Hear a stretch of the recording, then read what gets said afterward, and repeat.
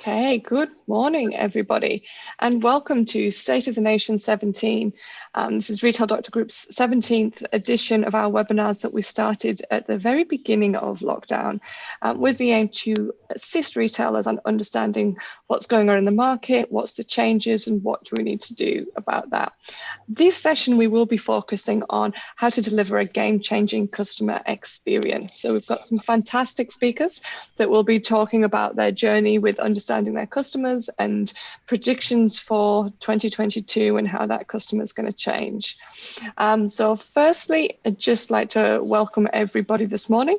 And if you're watching the webinar today, you will be able to watch it on YouTube later today, and it will also be a podcast. So if you do need to leave the webinar early or you want to share it with your team, you will be able to get it on Retail Doctor Group's podcast channel or Retail Doctor Group's YouTube channel. So firstly, I'd like to welcome some of our speakers today. So Brian Walker, CEO of Retail Doctor Group, will be presenting with me on understanding our consumers and how their behaviours are changing. Then I'd like to welcome Amber Manning, the CEO of Just Cuts. She'll be joining us on our panel session today. Mahassen Haddad, the General Manager of Brenner, and Stephen Younane, the CEO and founder of Retail Prodigy Group. So fantastic lineup today, and we welcome them all, and they'll give us a bit of a background as to their journey so far during lockdown in the last couple of years and what they've seen. So welcome everybody. If you do have any questions during the session or for our speakers in particular, you can put them into the Q&A function on Zoom and we will answer them all during our panel session. So firstly, we are going to talk a little bit about our consumer and retailer sentiment study. So at Retail Doctor Group, twice a year, we run a consumer and retailer sentiment study. It's understanding how our consumers have changed, what retailers are planning for, what their strategic priorities are, and how that's really aligning with what we see in the market from a consumer perspective. And where are the gaps? So where do we need to focus? So today we're going to take you through just some of the results that we've seen from this study that we've run recently, and then the full white paper will be pre-released to attendees for today later today. So you will receive an email, so look out in your inbox as it's a pre-release prior to the rest of the audience. So firstly, one of the things that we've been seeing for quite a while, and if you were in our last webinar, you'll have heard me talk about this, is consumers are a lot more educated than they ever have been. With our recent study showed some really high stats. So 88% are pre-researching prior to purchase. So that number is just going up and up. This is a huge one. 86% of 25 to 34-year-olds use social media to interact with retailers. And that's not even your Gen Z. So that's your millennial segment for those of us that talk in these terms. So 86% is a huge segment saying that they interact with retailers through social media. And 63% start their buying journey with a search engine, so such as Google. So again, we're seeing the difference in that purchase journey very much changed, and a large influence due to lockdown and move to online purchase. So this is of all retail purchases, this is understanding this interaction with the customer well before they've ever set foot in that retail environment. One of the interesting paradigms here, of course, is that this piece around customer experience increasingly starts with the architecture of the platform, business information systems, web-enabled, obviously, mobile-enabled, and really thinking about your organizational resource in terms of the skill sets that are needed to get to these consumers, if you like. Data coders, behavioral scientists in time to come. So there's really interesting implications for retailers. But I think one thing that we do have to remember is our consumers are social beings, very much human. And one thing we see strongly in the results is consumers are talking to each other. They want recommendations. They want to be influenced by each other. It's still this social nature of talking to each other. So 1 in 3 seek recommendations, 1 in 4 looking for online reviews. So we want this interaction with each other prior to purchase. So as a retailer, how are you really influencing that? And what's very interesting is when we dig down further into the data, so not just into our demographics, but even further into the personalities of these customers, everyone's looking for a very different influence. So some are very much influenced by their friends, by their close family, others by celebrity influencers, others by online reviews, looking for that 4.9 out of 5 stars. And every customer is very different. So understanding the nuances of who is influencing them, not just word of mouth, but what type of word of mouth is really influencing that customer is very important. We would quickly say that technology is always seen as the enabler to the customer experience. But I think what we're starting to see and what we've sort of predicted is that technology is infused within the customer experience. So it's part of the social experience now to use technology. And we see that in its recommendations, we see it in reviews. So thinking of moving from enablement to infusing the customer experience. And touching on what I mentioned before, as you dig down into these different segments within the data, you can very much see that there's a different path to purchase. So we'll talk a little bit about this path to purchase, this pre-research, and how it does differ in the different consumer segments. So Google Shopping having a much higher influence on that 14 to 25, that Gen Z group, women more likely to visit retailers' websites. So we've got these slight nuances. So it's really important to not just take it as a high level, to dig down into who is that target segment. We wanted to understand what influences a purchase. So what communications does a retailer need to do to really influence that purchase? And quite surprisingly, top of the list is that email. So the emails from retailers really having a high impact on driving customers to actually make that purchase. We can see Google, and again, word of mouth. And one thing that has risen quite a lot in recent years is the rise of the loyalty scheme. So the loyalty scheme coming back into favour with consumers, having very much a high influence on their interactions with retailers. But one of the things that we do touch on quite a bit, it's not as simple as having a count the points loyalty system anymore. It's really looking into how do your customers want to interact? What do they want from you? And we'll talk about that a little bit more later on. When we talk about personality types, so we dug again into the data and we talk about our limbic insights personalities. So this is understanding consumers' emotions and breaking them down into their emotional drivers.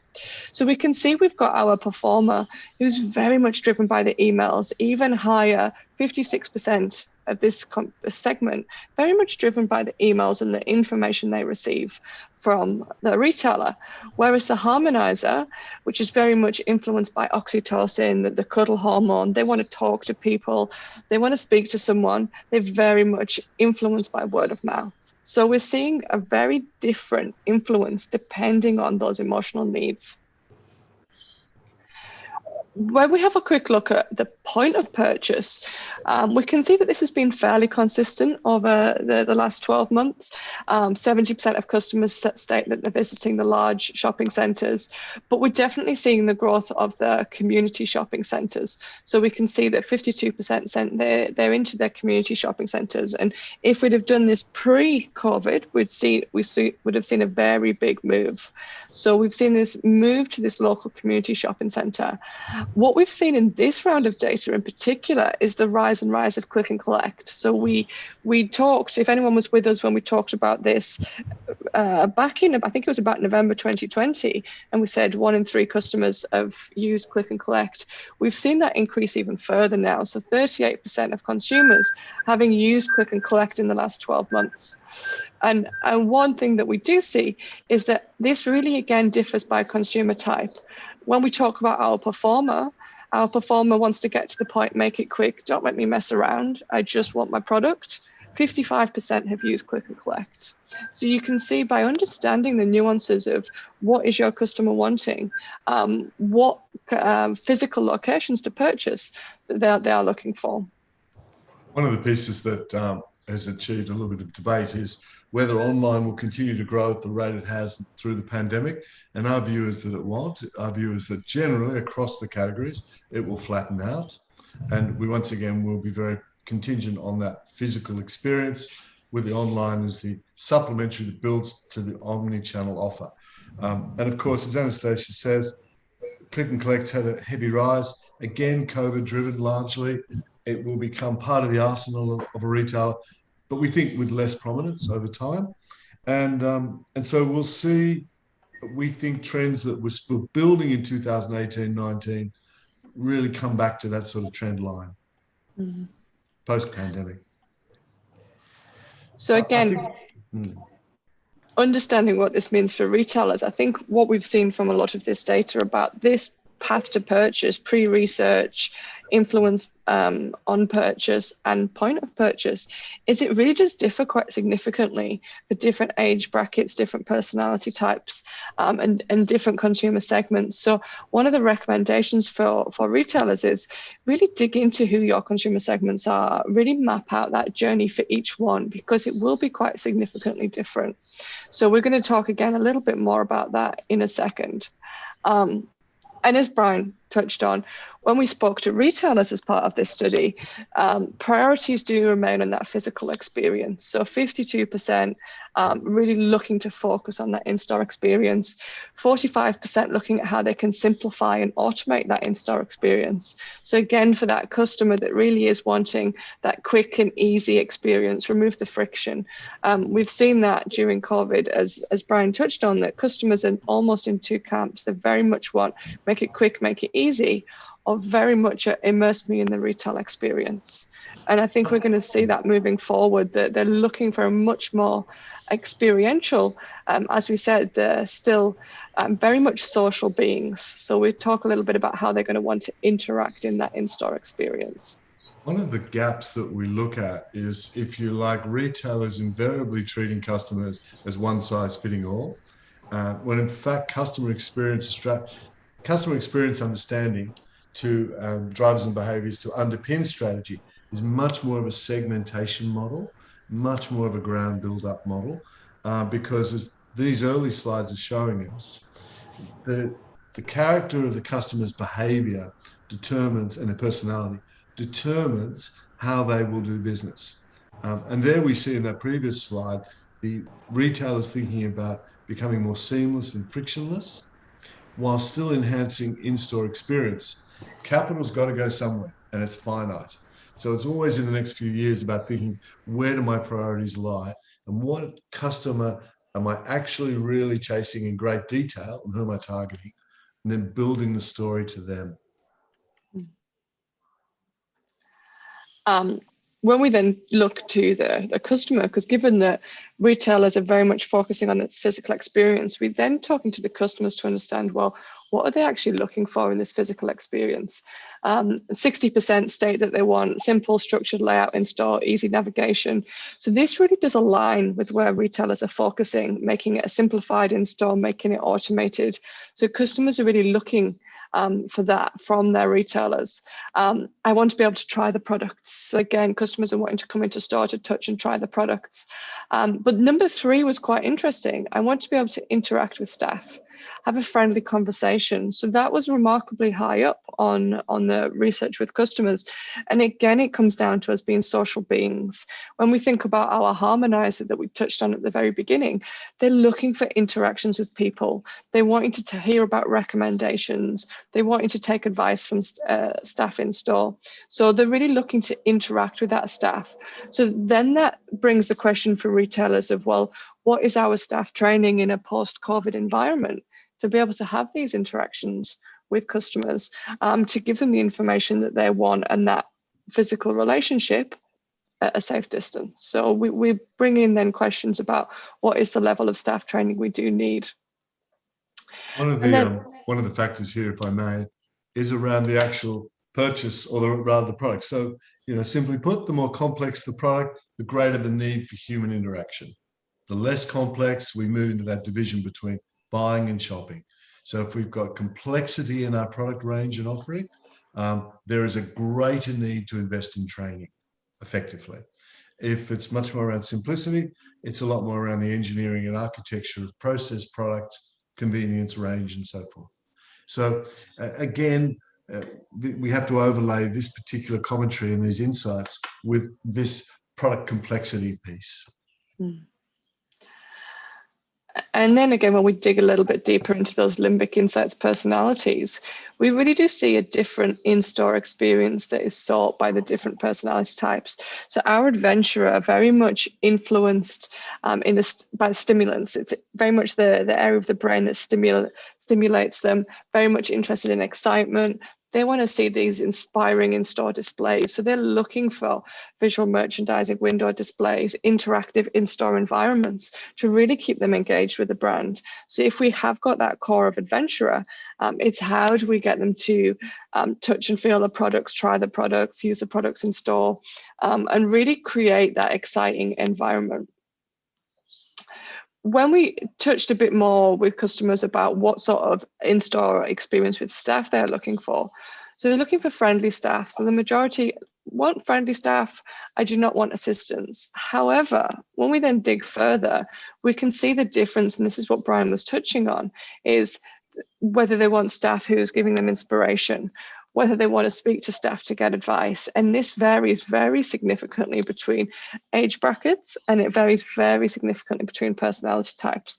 So I think it's understanding the nuances of what product are we selling, who is that target segment, and what sort of in-store experience they're looking for.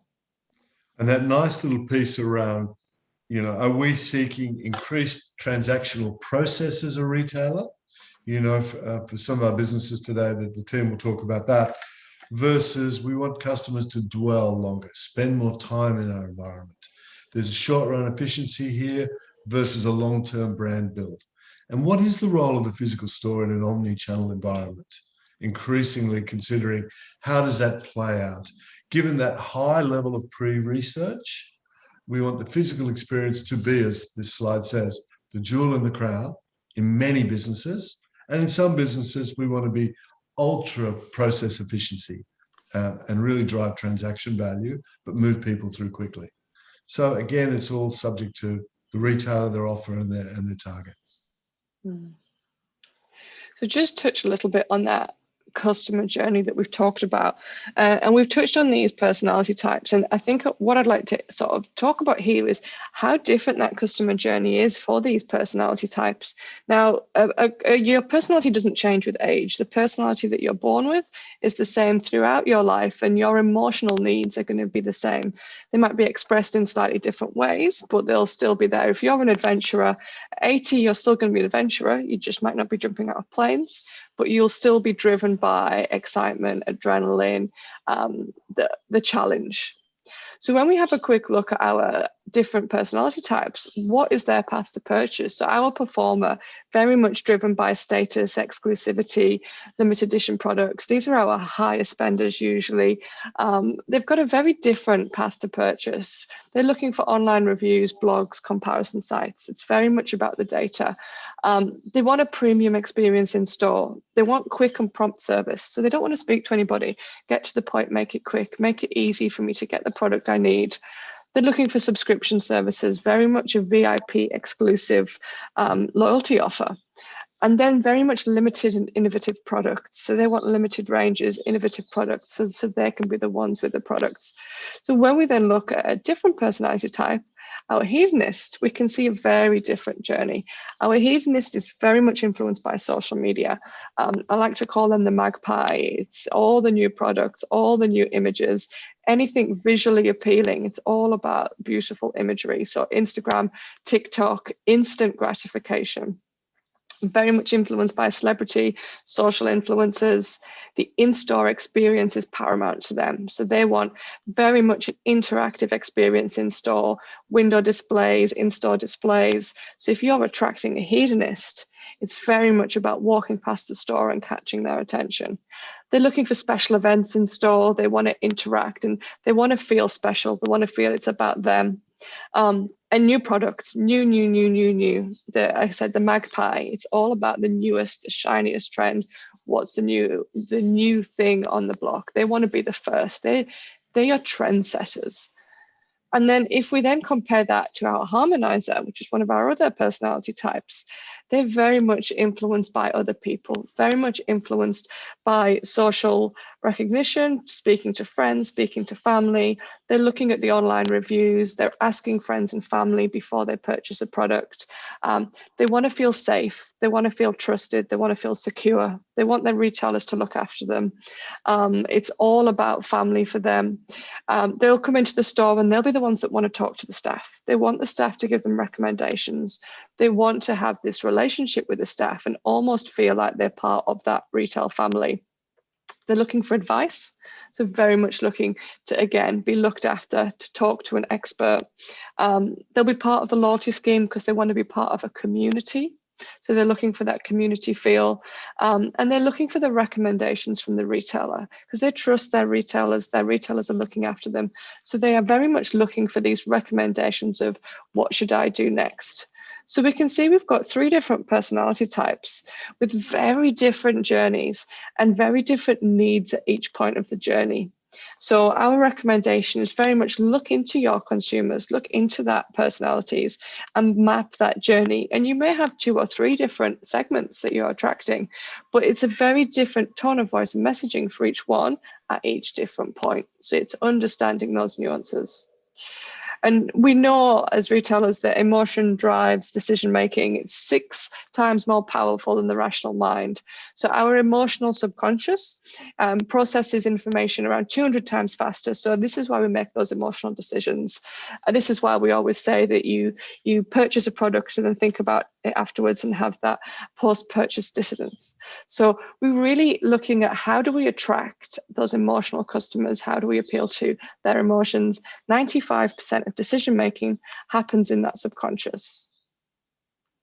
And again, I think I'll point this out when we talk about millennials and when we group these age categories together. A millennial can be anyone from a 25-year-old to a 38-year-old corporate accountant. So we've got a very much a wide bracket. If we're putting them all in the same bucket, we're not catering to the different nuances and different drivers of each of these people. So finally, just touching on this, understanding these different personalities, to understand what evokes their emotions. Is it new? Is it a challenge? Is it reward, status, pleasure, reliability? So really looking into those nuances. And finally, within the research, we touched on the retail events that are coming up, and there was some very interesting information regarding consumer behavior through the retail sales period. So we can see that Black Friday, Cyber Monday are catching up, as we probably all predicted, with the Boxing Day sales and January sales, with 63% of consumers now likely to purchase during this Black Friday, Cyber Monday event. And so Black Friday this year should be somewhere about $4 to $4.5 billion in spend across Australia. And it really is definitely the first year where it'll surpass Boxing Day sales in Australia. They're typically around $3 billion, $3.5 billion. And in the US, the Black Friday, Cyber Monday weekend will be about 25 billion US and growing by about 15% year on year. In fact, I'm not sure if you know how Black Friday got its name. It either got its name by the stock market crash 1869, where the price of gold was pushed up, and that caused the Black Friday crash, or depending on what you read, it started in 1961 by a Philadelphia policeman naming the heavy traffic that came after Thanksgiving Day before the Army-Navy football game in Philadelphia, and that's how it got its name. So there's some fairly useless trivia, but there we are. It's getting to be a very, very big event and really kicks off what will be a Christmas spend, we think, somewhere this year at around the $59 billion mark. That is from Black Friday through to frankly, end of January sales. So we expect on that note, by the way, bumper period of Christmas sales for everyone. Fantastic. Right. And just concluding, this kind of really just reiterates everything we've been saying so far about consumer behaviours changing. We're seeing that 36% saying that they'll be doing most of their festive shopping in store. However, still 1 in 4 saying most of it online. But again, understand the nuances of who that customer is and what do they actually want. Is it a quick and express, they know what they want to get in and out very quickly, or do they want the experience of shopping? And that really determines that their point of purchase. And it'll be an omnipotent sort of multi-channel, omni-channel customer. You know, they will, just as Anastasia says, choose across the gamut of channels, depending on for all the reasons we've given. And so retailers need to be well enabled in that space. And if they're not by now, well, then their Christmas will be influenced. Fantastic. Okay, so moving on to the main event, let's talk to our panel. So firstly, I would like to welcome Amber Manning, the CEO of Just Cuts. Amber, morning. Maybe to morning, give us a bit Anastasia. How are you going this morning? Good, thank you for having me. Fantastic. Do you want to give us a bit of a background of yourself and Just Cuts and your experience over the last 12 months? Wow, yeah, 12 months or 2 years. It's it's been an interesting time, absolutely. So I'm the CEO of Just Cuts Franchising. We have 220 stores across Australia, New Zealand and the UK. We also design and manufacture our own Just as Professional hair care product range, which we supply and distribute throughout Australia and New Zealand and distributors throughout UK and Europe. So it's been a busy time. And Anastasia, I've learned a few things from your notes this morning, but it was interesting to see, I mean, even our website traffic, when obviously hairdressers reopened, tripled. I'm surprised our website didn't fall over, people trying to find where we were and that type of thing. So yeah, look, it's been an interesting journey. It was a very sad time having to close hair salons in that period. And look, you know, people want to look good and feel great. On the other hand, you know, we were quite lucky that we were able to drive our online market, drive our online hair care sales, and really be able to support our stores by those clients being able to say, this is the store that I visit, and being able to provide that kickback to our franchisees, which has been a great opportunity for them. It's also interesting in the UK, where we see online people come in for a haircut, but they actually go home and they purchase at home. So we're seeing that in the data as well. So interesting to match that up. But look, you know, for us, it's been about technology. It's been about driving, you know, what does the consumer want? And that's contactless. And that's being able to check in on an app for a haircut, being able to then make their way to the salon, being able to, if they don't want to check in on the app, check in on an iPad kiosk, which has been contactless. So for us, the journey has been very much around that technology and the consumer. I want it and I want it now. And driving in that space. Yeah, a really interesting comment about I want it and I want it now. You know, it really is. I mean, until virtual reality many lifetimes away enables us to have a haircut online in a virtual world. Please let me know when that's about to happen, Brad. A metaverse world, Amber, maybe, but that's a fair way away. It's an interesting piece, but you're seeing those really key changes in trends, the way the customers first get in touch with your brand and how they think about your product range. Really good, really interesting. Next, I'd like to introduce Mahassen Haddad, so the General Manager of Max Brenner. So Mahassen, welcome. Thank you for having me today, and good morning to all. I just wanted to start by giving a bit of a history on Max Brenner, because when you say Max Brenner, people think that we are part of the past and they can't believe that we're still around. So I'll give you a bit of history on Max Brenner, a little bit about myself and where the business is heading over the next couple of years. So Max Brenner's been in Australia for 21 years. Yes, it did go into receivership in mid-2018. And Vitoco Enterprises did buy the business late 2018. So at its peak, Max Brenner had 54 sites across Australia. When the Vitocos bought the business, it was down to 17 stores, and it was across Queensland, New South Wales and Victoria. So Vitoco Enterprises not only own Australia, the rights to open across Australia, and we're all company owned, we're not a franchise business. But on the other hand, they also did buy the franchise rights to open more sites across Asia Pacific. A fun fact about Max Brenner is we've also got our own in-house patisserie, Benchmark. So Benchmark bakes all our pastries and all our desserts, and also for outside businesses, so up to 200 cafes also we supply through Benchmark. So a little bit about myself. I've been with the business for 14 months, and in the last 14 months, it's been really exciting in that we've had to rebuild the business, because when I started, I was one of 5, where I'm now one of 20. And it's really interesting and refreshing to hear what you've just said, Anastasia, because we've just spent the last 6 months learning about who are our customers, what do our customers think of us, what do we need to be, continue to be relevant within our space, in our market, but then also understanding what the trends are, so then we can be first to market. Some exciting facts about Max Brenner is we're about to open our 26th site. So we opened 2 sites in lockdown without us actually being there. So that was something that we've never done, but we've had to do. So we learned that progression versus perfection is very important in a world of the pandemic, and you've got to, keep the business afloat. And then also another fun fact about Max Brenner is we're about to open our first international site in Queenstown in New Zealand as early as February of next year. Once we've opened that, we'll open another 10 sites across New Zealand, with the intention also to start opening across Asia Pacific. So that's the Max Brenner business. Fantastic. Welcome. It's going to be an exciting few years ahead, it seems. Absolutely.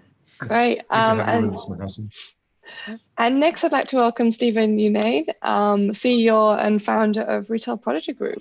Stephen, welcome. Thank you. Great to be here. Well, just a very brief background on myself. I've been in retail now for 30 years, thereabouts, and feel quite blessed to have found retail as a career. So had the great fortune of working for retailers and brands in various leadership roles, from the early days of my Grace Brothers through to Nike and Sunglass Hut and Jeans West, and now 10 years ago founded Retail Prodigy Group. Retail Prodigy Group, best described as a direct-to-consumer partner of global brands. So we represent brands like Nike and Samsung and Tom's footwear, but we focus primarily on bricks and mortar retail.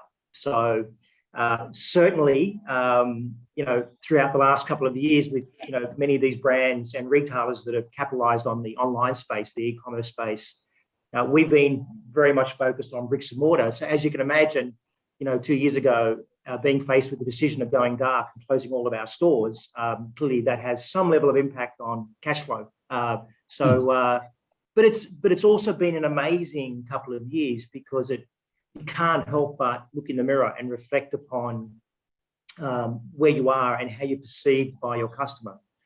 Now, we're fortunate to represent brands like Nike and Samsung that are at the premium end of the spectrum, very innovative, and fortunately in industries that were wanted by consumers throughout COVID. So health and fitness and consumer electronics were probably, 2 of the industries that were beneficiaries of COVID and lockdowns.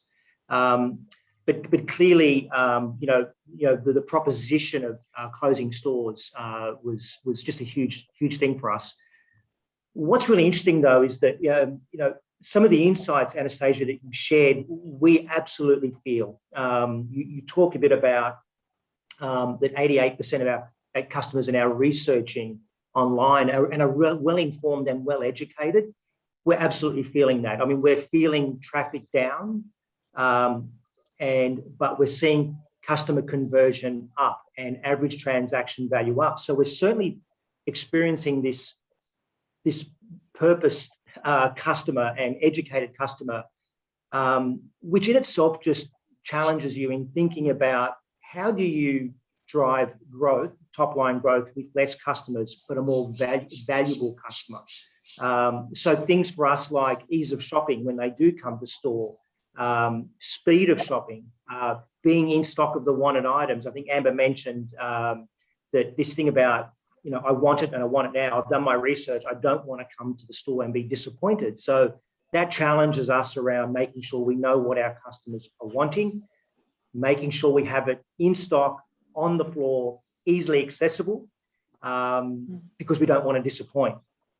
The other thing too is really startling around this thing that I think I read somewhere that vast majority of customers feel like they know more about a brand and a product than the shop staff. And so again, how do we continue to upskill our team members to be, I guess, a step ahead? Because we need to be able to inform the customer in terms of their purchase, particularly when you're dealing with brands that are high in technology and high in innovation.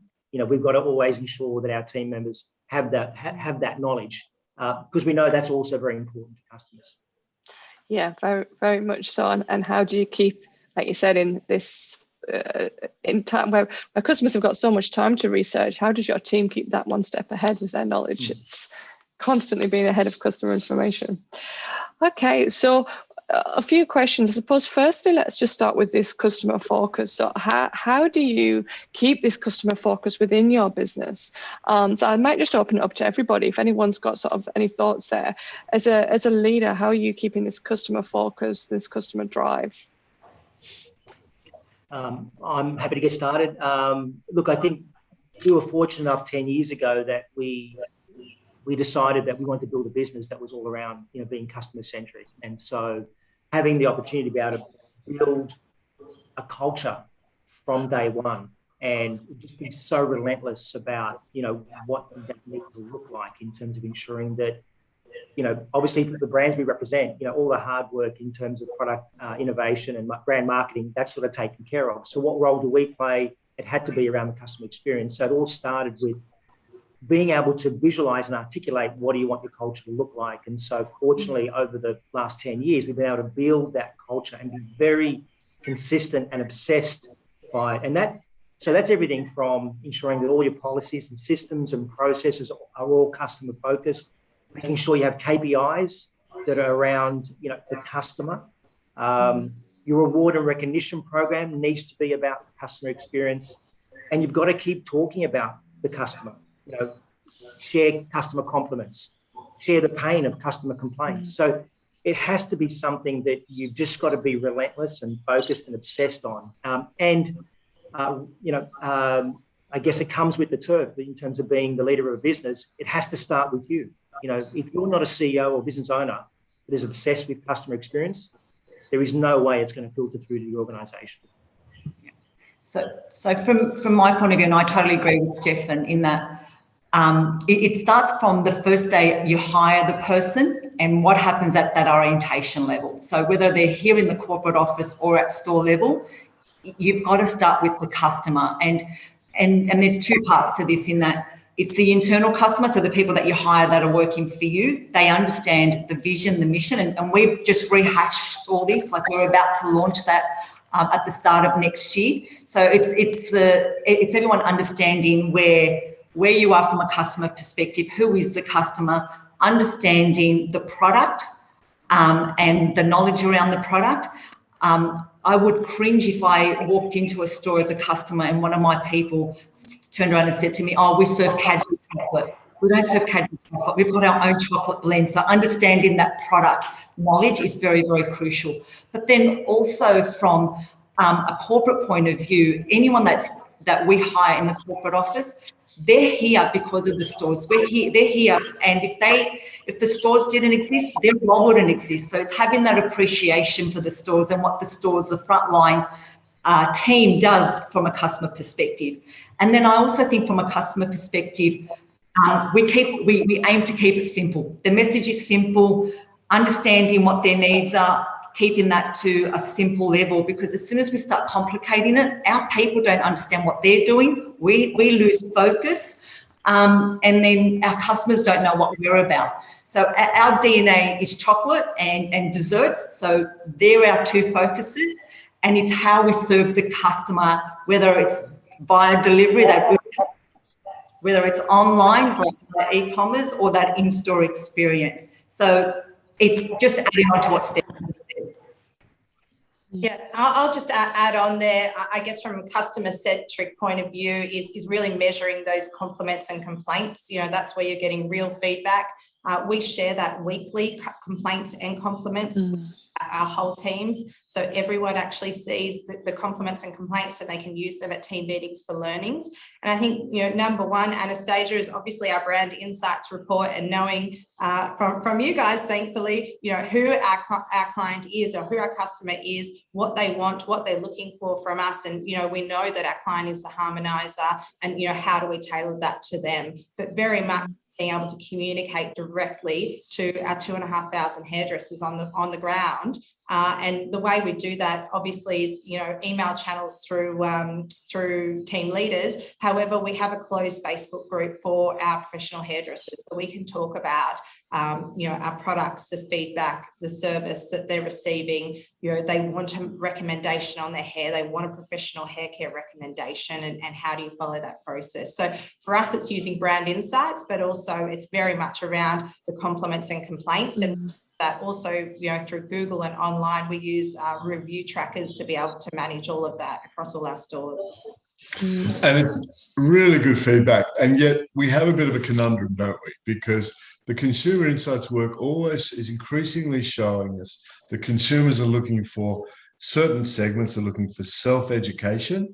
Yeah, so they're going to enable their knowledge online particularly. And for many retailers, it's about increased service in stores. Yeah. But when we see the retailer spend, we see training, if you like, in customer service is sort of static. You know, and it's an interesting thing to observe. Steve, your sort of view on that? Do you think that Australian customer service focus in retail and training is on the forefront? Or do you think retailers are thinking more about capital investment and the processes? Yeah, look, Brian, I wish I could say that I'm really proud of Australian retail overall. I think, unfortunately, what happens during tough times is that we look for cost savings, and unfortunately stuff that's in the area of training and development seems to be one of those things that you know, is cut as an expense versus an investment in people and investment in the customer experience. Look, I'm not saying that, you know, we're perfect by any means, but we've actually invested more in learning and development because we believe that, again, that because we don't have the, you know, the benefit of e-commerce, we have to invest in ensuring that we've got, you know, higher quality workforce that can provide an experience like no other. And so, but it is an investment, and you've got to be prepared. That it may not feel like the right investment from the get-go, but you have to, it's about the long game here, because you're talking about culture and it doesn't just happen overnight. You've got to think about the long game here. And I guess all I can say is my experience is that it works. If you're really obsessed with, you know, a customer-centric culture and you're prepared to invest in it and you're prepared to think about the long game, it actually works. I mean, we're seeing it in our fan mail. Our fan mail far exceeds our compliments, you know, so... so yeah, no, I think I'll just add on to that, Stephen, you know, I think it's definitely that investment in a blend of people and technology. Yeah. We obviously, you know, we've driven online e-learning. They can do it on their phones, and I know, you know, all major brands are doing that now. For us, it's been around our iPad kiosk. Our average spend is actually higher when the iPad talks to the client than the person. Now, we love our stylists, and they do an amazing job, and we have on the ground. But when that iPad says, "Would you like to have a shampoo, or would you like this added on today?" Our average spend through our iPads is actually higher than it is through a human. And dare I say, more consistency across the channel, because that's the other piece. You always get variability in the human experience, of course. We all know this. And, you know, you could argue that our businesses that are people-focused have an inherent disequilibrium. You know, people are away from work and one thing like that. But an iPad always shows up for work, doesn't it? It sure does. You said that. So I suppose we've touched on it already a little bit, but maybe a bit more about what you've seen how your customers have changed over the last 2 years during the pandemic. How have you seen them interacting with you changed? Have you seen their needs change? Have you seen their path to purchase change? What have you seen within your different areas? Absolutely. So for us, especially this last round of lockdown being so much longer than the first round of lockdown, our delivery channel grew like quadrupled from where it was originally. So for us, it was, Max Brenner is all about the in-store experience, sharing, it's about families, groups coming together. So for us, we needed to reinvent ourselves via Uber or Deliveroo. We take that in-store experience to the home. And we were able to grow the delivery channel, but we were also very resilient in that we had to be on our toes and ensure that we did have the share bundles, the groups of food, groups of dessert customers wanted, and we needed to make sure that we were focusing on reviewing our numbers and reviewing what the customers were saying. And I liked what Amber just said, because we were doing the same thing. We were reliant on the customer feedback more so during lockdown, and ensuring that our teams were receiving that feedback on an ongoing basis, because if we needed to make change and if we needed to keep ourselves real, we were doing it on a day-to-day basis. And what I learned from that is, for months previous, in my previous roles, is that you would take time to trial before you actually went to market. During lockdown, you didn't have time to trial, you needed to bring it to life. And needed to understand customer trends then and there, and just keep yourself agile. And as the Max Brenner business, it keeps evolving. What we learned about ourselves is we're definitely agile, and we were definitely in tune with what the customer wanted versus via the delivery channel. Yeah. It's a really interesting point, isn't it, Mahassen? And I think about, this idea of who owns the customer. And ultimately, when you've got a partner model like a fulfillment player, an Uber Eats, for example, it's a partnership, isn't it? And how you can deliver that high level of customer service, have your brand associated with me as a customer in my home as distinct from the Uber experience, must be a fascinating challenge around customer service. It absolutely is. And the thing for us is we see the customers' faces when they come into the store, and we deliver that plate of dessert to them. So not being able to see their faces when the delivery driver or the Uber driver was delivering their dessert order, for us, we were very nervous. So we made sure, from a packaging point of view, the packaging was right.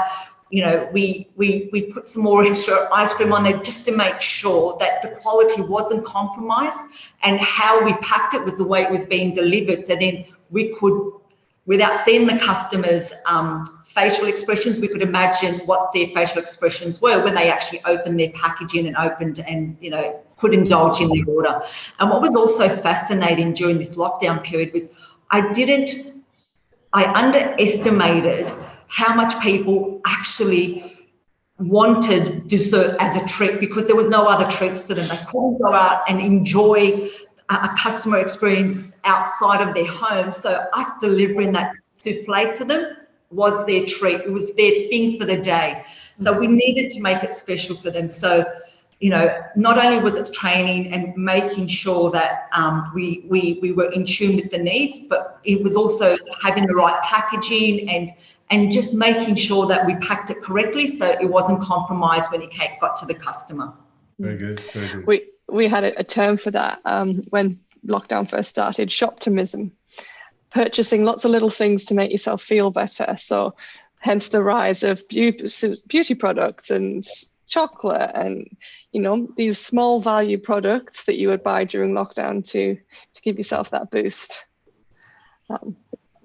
Fantastic. I think for me, I was just going to say, I think the last couple of years for me is sort of heightened my awareness around actually remembering that I'm actually a customer and a consumer myself. And, it's funny how sometimes you can separate the two, like I lead a retail business, but I actually forget that I'm actually a customer consumer.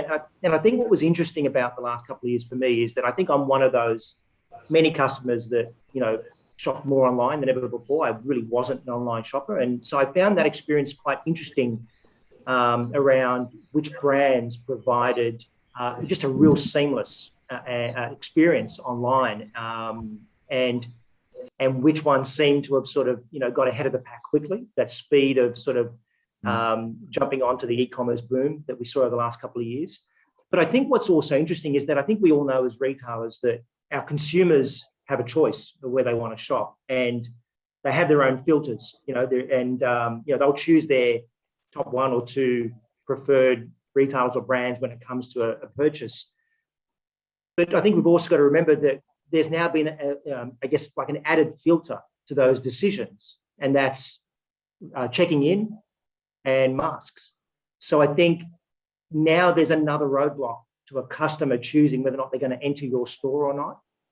And it really does, I think, highlight to you how important are you to the customer, because for them to have to go to the effort of checking in, putting on a mask, doing that, every single time they're going in and out, I think that, again, it gets you to look yourself in the mirror and say, why do I exist? Because we have to give that customer the reason and the purpose to come and shop with us, because they have to jump through so many more hoops than ever before. And I just found that also very interesting, and particularly have seen it in the traffic numbers as well. So anyway, that's been an interesting. No, absolutely great insight, Steve. Yeah, I think having that emotional connection to actually really pull them into the stores is really key. Amber, did you have anything to add to that customer changes? I think you give us a bit of a background on what you'd seen at the start. Yeah, and look, obviously, online, really we saw a significant drive in that, being able to communicate with our clients. But definitely what we got out of it is really, the power of bricks and mortar and being able to, come into salon as well. And, people are coming back into the shopping centres. However, they're coming back in regional. And so for us, it's been around where are our customers now? And we're really seeing that in those regional areas. We're obviously changing our mindset around high street locations and that type of thing as well, because the main consumer, they're not sitting in an office in the CBD now. They are in the community. And for us, it was very much around changing our messaging for our stores to be part of that community, and how can you support a local business owner. Yeah, without a doubt. That's a great point, Amber. I think, as retailers, we typically invest a lot of our capital in our CBD, our flagship stores. And yeah, that trend has absolutely emerged over the last couple of years, where it seems like consumers are choosing to shop more local, shop in their local communities. Yeah. So therefore, the suburban stores are getting, the benefit of, probably higher levels of patronage, whereas CBD stores, they're really impacted by traffic. And so it does, again, challenge you about where do you invest capital, for future store development, because the landscape has changed dramatically based on where customers are choosing to shop, where to shop. And I think I would add to that as well, saying that a lot of the trends we're seeing come out of our research is that customers are looking as well, keeping local from a don't want to travel aspect, but also supporting local. So there's some aspect there about supporting local businesses, getting to know the local area more. Now they've realised from the lockdown what that means to them. So I think we've seen that come out a lot more. I want to support local, I want to support Australian, not just I don't want to leave my house. So I think there's a good two sides to that. I would like to ask a great question that I keep getting asked, and this is with the crystal ball in front of you all. What do we think is going to happen in the next 12 months? What consumer trends do we think are going to continue? And which ones do we think will maybe slow down or move? And, it's hard to predict, but it's a question on everyone's lips. What do we think will continue post-pandemic? From Just Cuts, we're excited about the next 12 months. Borders are opening, vaccination rates are up, and we've really changed our messaging around to our clients. So, over the last 2 years, it's been about hygiene standards, creating a safe environment, which we always have and will always continue to do. But now the messaging has changed to it's exciting, it's a celebration. Come on out, come and see, your or your local store. But really, we're looking at it that, people are obviously talking about the great resignation, but I think it's actually the great reset, which is, where do I want to live? Do I like this person? Do I want to live somewhere else? that you see that in the regional real estate booms, and that's what we're really tracking and looking at now, is where is everyone moving to, and we're using data insights from a paths tool, which is geolocated, so that we can actually track and see where those people are living, what suburb they're coming from, to what centre they're going to, and really how we're making our decisions around where we're opening new stores and new locations, and whether our regional stores need to expand. We've got regional stores now that need more chairs to cut more people's hair, which is a great problem to have.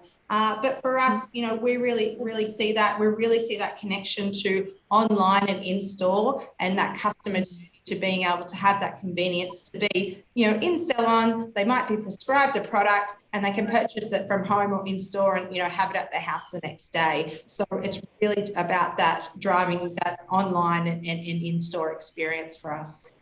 And I think that's really interesting from an industry that was, it's very traditionally face-to-face interactions with staff, seeing how you can bring that online to keep with your customers in between those appointments. I think it's really fascinating. Yes. And hopefully they don't learn how to cut hair online in 2 years. Yeah, and I think it's really interesting. I mean, if I think about the Max Brenner business and Mahassen over the next 12 to 24 months, I guess you're also thinking about the role of cinemas, the role of food courts, the role of cinemas, the role of entertainment for consumers, size of format, because that's no doubt a consideration. Is that the type of thinking when you think about customer over the next couple of years?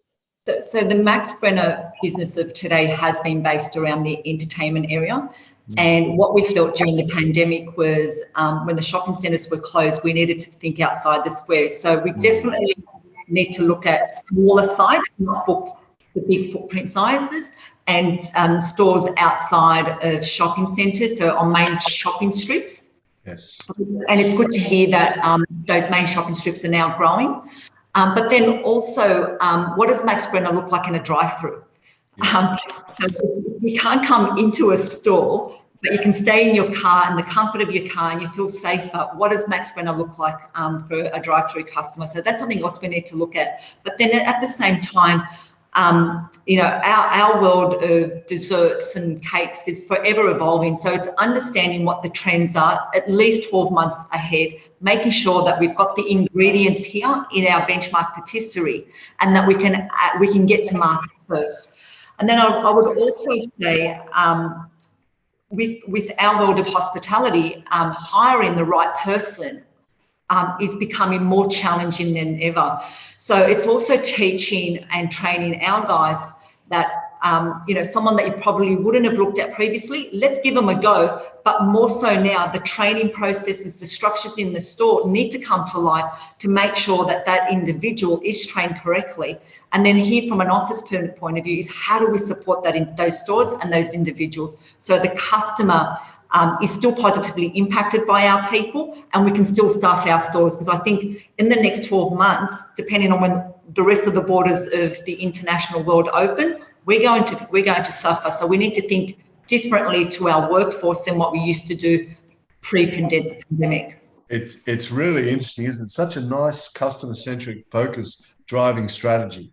Because, thinking of Max Brenner in that heavy link to entertainment, of course, we consume entertainment in different ways now. So, the core historical coffee and hot chocolate focus, now it's much more around that broader time out experience, which I think is really interesting. And there's the customer and technology driving change, I suppose. And Steve, in your example, such innovative brands, but technology running at such a pace. There's standout brands around technology and customer experience. There's an article this morning about Nike stepping into the metaverse, and then I'm thinking about, well, what does that mean for the good old-fashioned customer experience in the physical store? How do you marry both and so forth? Yeah, well, look, I mean, I think just to sort of to answer the question, I guess, from Anastasia would be that I agree with Amber that, we're quite optimistic. We think the future is positive for retail, and particularly bricks and mortar retail. I think that there's no doubt e-commerce has had an amazing 24 months. And again, there's been some amazing success stories. I think you're right, Brian. You might have mentioned earlier, I think that will soften. It already has. And I don't think it's going to be, it'll grow at the rate that we've ever seen over the last couple of years. So I think this sort of return back to bricks and mortar, return back to stores, we certainly feel that when we come out of lockdown and reopen stores, you know, that pent up demand and customers wanting to come back and interact with brands and team members on the shop floor, we're absolutely seeing that. And I think that's going to come back. And I think that's going to remain in the years to come. However, I still, though, believe that we'll have less of them. We'll have less customers. They'll be more educated, more informed. I think they're going to be more demanding than ever before because I think they've been spoiled. I think that, you know, if you think about all the retailers that tried to work hard over the last 2 years, I think we've served up just an amazing smorgasbord of options for our customer. And so therefore their expectations have risen because we've served up such great stuff, all of us. And so I think they're going to be more demanding, which means we're going to have to be, I guess, ahead of that in terms of the experience that we offer. So again, I think some of the themes that we've talked about here about, you know, ensuring that, you know, that we've got a customer experience in store that gives a customer a reason to come into store, you know, great knowledgeable staff, using technology to enhance that experience in store. I think that's absolutely going to be here to stay and probably going to be even more exaggerated. Like the example you gave there of Nike, I don't know what that means for us yet. I saw the same article. I haven't even thought much about it yet. But it's just hard enough to stay ahead of the technology around brands like Nike and Samsung. I think what's really interesting hearing from Amber and Mahassen is that I think where we are all united within retail is that there really is going to be, like we know there's a skill shortage, a labour shortage. There is a war on talent. There's no doubt about it. So whether or not it is the great resignation or not, but I think people, are going to matter more than ever before as we look to the future. Having people that are passionate about serving customers, passionate about wanting to join retail. How do we make it an exciting place for people's career? I just think that's, you know, that you know, EVP is going to be so important, I think, for the future. Yeah, I agree. And before I move back to Anastasia, and possibly for another day, but certainly we need to really be thinking about the power of the brand, the emotional attributes of the brand, what it means to be a loyalist to the brand, an advocate to the brand, you know, as a consumer. And Anastasia touched earlier, and we saw in the insights, the growing power of loyalty. But it's not necessarily loyalty to a shop. It can be loyalty to a person. In Amber's case, it's certainly going to be loyalty to this thing called the brand and the consistency of those deliverables. Anastasia. Fantastic. Well, I have just noticed that we are running out of time a little bit. We have talked quite a lot. It's gone very quickly. So I would open it up to any questions from the audience. We do have a couple of questions in so far. One of the first ones is a question that I like, obviously. How often do you need to talk to your customers? And how do you ask for feedback from them? So I suppose I'll open it to the panel first before giving my opinion here. Well, it's interesting for us over the pandemic, our messaging changed. We actually upped our communication. So, you know, especially around our email database, we've always said we're only sending something if we've got something to say. It's not a hard sell for us. But really, we found that, you know, clients wanted to be communicated to a lot more. They were trying to interact and talk to us. So we upped our communication over that period and just changed the way, you know, that we communicate in that way. We also, with our review trackers, we collect mobile numbers when a client comes in and they can opt in. So we can actually message them and say, you know, can you please provide us feedback? But luckily enough, we generally get enough feedback as it is through all of our channels, you know, on websites and online and social media. You know, social media is like our mystery shopper now. So that really gives us the feedback that we need. Yeah, we at the moment don't really go out and solicit feedback at this point in time. We have sort of 3 or 4 sort of key channels of capturing customer feedback that could either be via email, via phone call, Google reviews, or directly through our customer service team. And a bit like Amber, we have ample feedback that's coming to us. But I think, and not that I'm an expert in this area, probably more Anastasia, but I think what's interesting, because again, I'm a customer and I'm a recipient of emails from all sorts of brands that want my feedback. In the end, I'll decide who I want to give feedback to or not, and that'll be based upon how much I care about that brand. Sometimes if I care enough about my experience in the brand, I'll be very open and give my time to give feedback. But if I don't really care much about the brand, I won't give them feedback. So I don't think it really matters. I think the customer will decide if they're going to, engage with you and want to have a conversation. I definitely agree there, Stephen, that we do research where we do talk to customer databases, and we will send emails out to customers asking for their feedback. And without a doubt, if people don't want to participate, they won't. Those that have got something to say will very much get involved in that conversation, whether it's positive or whether it's negative. Those that have something to tell you are very happy to get involved and give you that feedback. And I think we're definitely seeing in our research, when we do talk to a customer database, we're getting much higher response rates than we ever have in research, because customers want to be involved in that journey. They want to feel like they were part of the brand's journey as well, I think. They want to be heard without even offering incentives. It's quite surprising that we don't have to. The days of having to give large incentives to get customer feedback is gone. They want to tell you their opinion. They very much want to be involved. And I think one of the things that I'm seeing is having the transactional feedback, what happened when, very much tells you that what. And I think it's very important to understand that why. Why are customers connecting with you? Why do they feel emotionally connected with your brand? Not just, was the purchase that you made on Saturday great? Was Sarah that served you fantastic? But I think that deeper, why is our brand important to you, and what can we do to stretch that out to other customers, or what can we do to deepen that connection further? I think adding to that, Anastasia, is that making it easy for the client to provide feedback as well. And thankfully, the rise of QR codes, nobody like a QR code, and now they do. So we've actually put QR codes, in Salon while they're sitting at the chair now. They can scan and provide feedback in the chair. So it's just making that easy as well. Easy, yeah.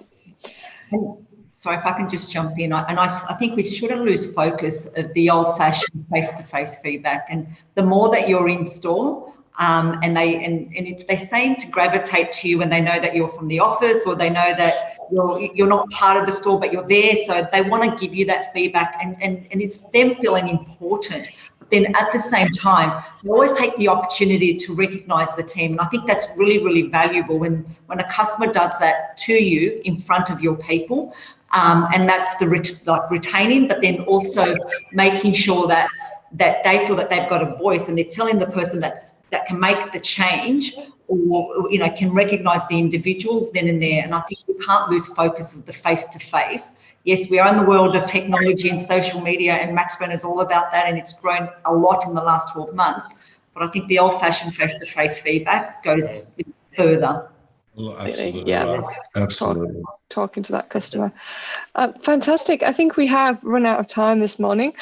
So quickly, I would like massive thank you to our panel. That's been a fantastic session. We have talked some more. We probably haven't covered even half the questions that we'd initially set out to cover, but thank you very much for your time. So Stephen, Amber and Mahassen, and for our audience that's watching, I'm sure if you want to add them on LinkedIn and communicate.